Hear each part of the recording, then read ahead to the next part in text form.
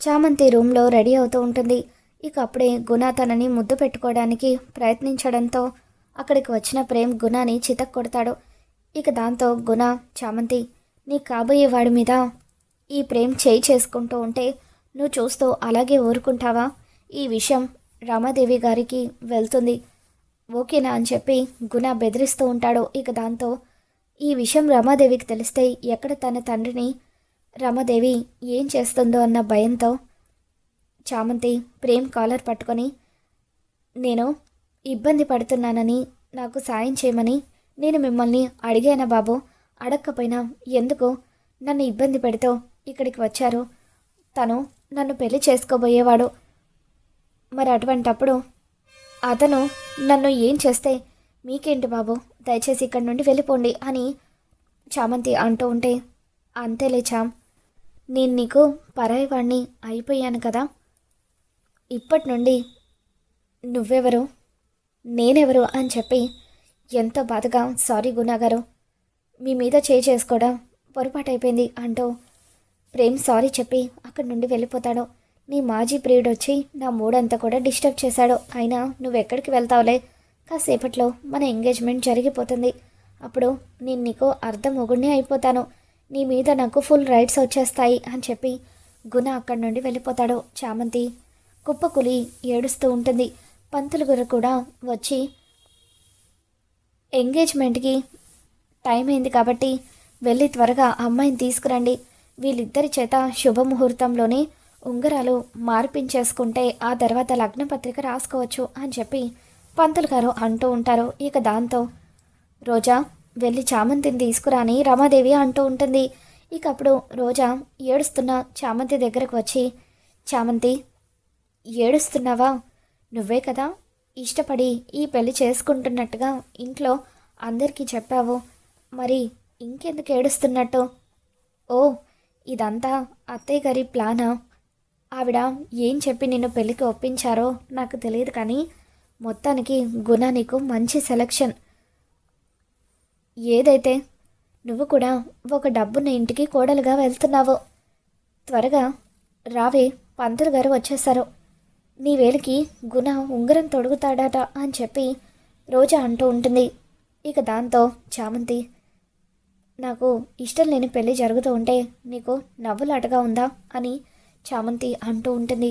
ఇక దాంతో రోజా, ఇందులో నవ్వులాట ఏముంది? నేను అరుణ్ని ట్రాప్ చేసి డబ్బు కోసం పెళ్లి చేసుకున్నానని, నేను డబ్బు మనిషినని నన్ను ఎన్నో మాటలు అన్నావు, మరి ఇప్పుడు నువ్వు చేస్తుందేంటి? నువ్వు కూడా డబ్బు కోసమే కదా గుణని పెళ్లి చేసుకుంటున్నావు. ఎంతైనా ఆ గుణ తండ్రి జైలర్, పోలీస్ డిపార్ట్మెంట్లో చేస్తున్నాడు కాబట్టి లంచాలు అవి తీసుకొని బాగానే సంపాదించి ఉంటాడు. ఎలాగో మా అత్తయ్య ఉండగా ప్రేమ్కి నీకు పెళ్ళి జరగనివ్వదు కాబట్టి ఈజీగా నువ్వు గుణ వైపు షిఫ్ట్ అయిపోయావు అని చెప్పి రోజా అంటూ ఉంటుంది. ఇంకొక్క మాట మాట్లాడావంటే చంపేస్తాను, జాగ్రత్త అంటూ చామంతి రోజాకి వార్నింగ్ ఇస్తుంది. సరే, ఈ సోదంతా నాకెందుకులే, మా అత్తయ్య గారు నిన్ను కిందకి తీసుకొని రమ్మని చెప్పారు, వెళ్దాం పద అంటూ రోజా చామంతిని కిందికి తీసుకొని వస్తూ ఉంటుంది.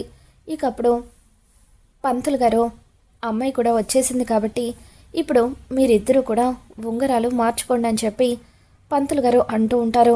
బాబు, ఈ ఉంగరం అమ్మాయి ఉంగరం వేలికి మాత్రమే తొడగాలి అని చెప్పి పంతులు గారు అంటూ ఉంటారు. అలాగే పంతులు గారు అని చెప్పి గుణ ఉంగరం పట్టుకొని రెడీగా నిలబడి ఉంటాడు. ఇక అప్పుడు చామంతి ఏడుస్తూ గుణ వైపు చూస్తూ ఉంటుంది. మరోవైపు ప్రేమ్ చామంతికి జరుగుతున్న ఎంగేజ్మెంట్ని చూడలేక కారులో బయటకు వెళ్ళిపోతాడు. బార్ షాప్కి వెళ్ళి చామంతి తనకు దూరం అవుతుందన్న బాధతో ప్రేమ్ పీకల వరకు తాగుతూ ఉంటాడు. మరోవైపు చంద్రిక ప్రేమ్ ఇంట్లో లేకపోవడంతో ప్రేమ్ బాబు ఎక్కడికి వెళ్ళిపోయాడో ఏంటో, చామంతికి జరిగే ఎంగేజ్మెంట్ చూడలేక ప్రేమ్ బాబు ఇంట్లో నుండి వెళ్ళిపోయారు, ఆయన అసలే బాధలో ఉన్నారు, ఏం చేసుకుంటారో ఏంటో అని చెప్పి చంద్రిక చాలా బాధపడిపోతూ ఉంటుంది.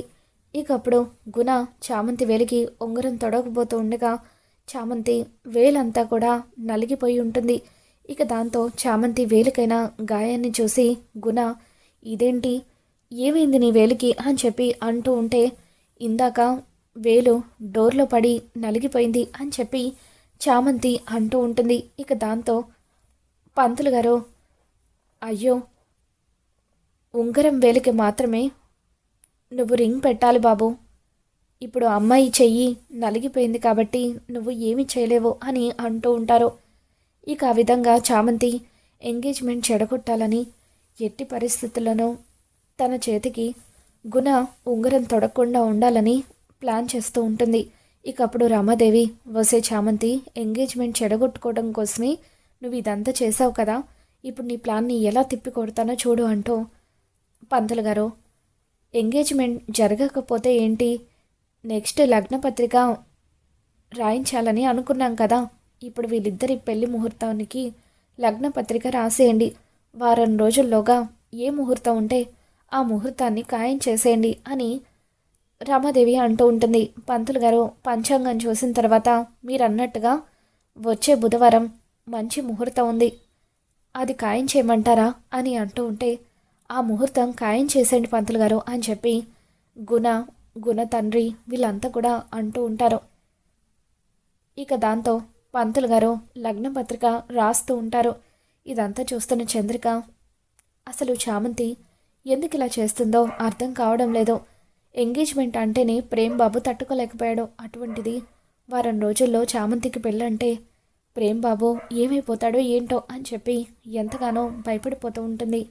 చామంతి గుణతో తన పెళ్ళనే విషయాన్ని తలుచుకొని ఎంతగానో ఏడుస్తూ ఉంటుంది.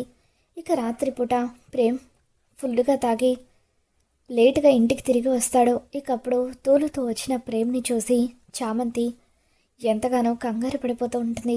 బాబు, ఏంటి బాబు ఇది, మీరిలా తాగడం ఏంటి అని చామంతి అంటూ ఉంటే, ఉదయం నువ్వు చెప్పావు కదా చామంతి, నా పెళ్ళి నా ఇష్టమని, మరి నేనేమైపోతే నీకెందుకు, నేను తాగుతాను తిరుగుతాను, నీకేంటి నొప్పి, నా మానన్న నన్ను వదిలేసే, నీకు నాకు ఎటువంటి సంబంధం లేదు కదా అని చెప్పి ప్రేమ్ అంటూ ఉంటాడు. ఇంతలో చంద్రిక పరిగెత్తుకుంటూ ప్రేమ్ దగ్గరికి వస్తుంది. బాబు, ఏంటి బాబు ఇది, ఎన్నడూ లేంది ఏంటి అలవాటు అని అంటూ ఉంటే, అప్పుడు ప్రేమ్, ఏం చేయమంటావు చందు, నాకంటూ ఏం మిగిలిందని, తాగడం తప్ప, తాగితే బాధలు మర్చిపోతారని అంటారు కదా, అందుకే నాకున్న బాధ మర్చిపోవాలని తాగాను, కానీ అదేంటో కానీ ఎంత తాగినా నాకున్న బాధని నేను మర్చిపోలేకపోతున్నాను, బాధ ఇంకా రెట్టింపు అవుతుంది అని చెప్పి ప్రేమ్ ఏడుస్తూ ఉంటాడు. బాబు, ముందు మీరు లోపలికి రండి బాబు, అన్నం తిని పడుకుందూరు, కానీ ఉదయం కూడా మీరేమీ తినలేదు, అమ్మగారు కానీ అయ్యగారు కానీ మిమ్మల్ని ఇలా చూస్తే మళ్ళీ గొడవ అయిపోతుంది అంటూ చంద్రిక ప్రేమ్ని లోపలికి తీసుకొని వెళ్ళి తనకి భోజనం తినిపించి పడుకోబెడుతుంది. చామంతి, ప్రేమ్ని ఇలా చూసిన తర్వాతైనా నీ మనసు కొంచెం కూడా కరగడం లేదా, అసలు మరి నీ మనసు ఇలా బండరాయిగా ఎలా మారిపోయిందో అర్థం కావడం లేదు అంటూ చంద్రిక అక్కడి నుండి వెళ్ళిపోతుంది. తర్వాత రోజు ఉదయాన్నే ప్రేమ్కి మెలకు వస్తుంది. ఇక అప్పుడే చిట్టి ప్రేమ్ దగ్గరికి వచ్చి, ప్రేమ్, నీతో ఒక విషయం చెప్పాలి, నిన్న చామంతి ఎట్టి పరిస్థితుల్లోనూ ఎంగేజ్మెంట్ జరగకూడదని కావాలని డోర్లో తన వేలిని నలగొట్టుకుంది, అది నేను కళ్ళారా చూశాను, తను అలా చేసిందంటే తనకి నీ మీద ప్రేమ ఉన్నట్టే కదా, చామంతి నీ దగ్గర ఏదో దాస్తుంది, అందుకే ఇష్టం లేనట్టుగా ప్రవర్తిస్తుంది అని చెప్పి చిట్టి అంటూ ఉంటాడు. నువ్వు చెప్పేది నిజమా చిట్టి అంటూ ప్రేమ ఆలోచించడం మొదలు పెడతాడు. ఆ తర్వాత చంద్రికతో, చందు, చామంతి నా దగ్గర ఏదో దాస్తుంది, అదేంటో ఎలాగైనా నువ్వే తెలుసుకోవాలని ప్రేమ అంటూ ఉంటాడు. ఇక దాంతో ఒంటరిగా కూర్చొని ఏడుస్తున్న చామంతి దగ్గరికి చంద్రిక వస్తుంది.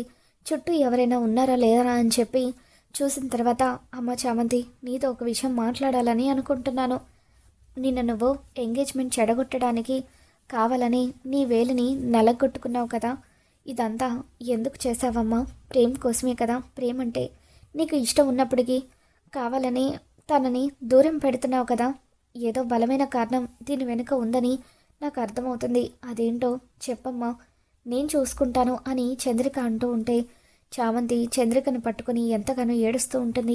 ఇదంతా నాన్న కోసమే చేస్తున్నానత్త అంటూ నాన్నను అన్యాయంగా చంపేయాలని చూస్తున్నారు, ఇరికించాలని చూస్తున్నారంటూ జైల్లో జరిగింది మొత్తం కూడా చంద్రికకు చెప్పి చామంతి ఏడుస్తూ ఉంటుంది.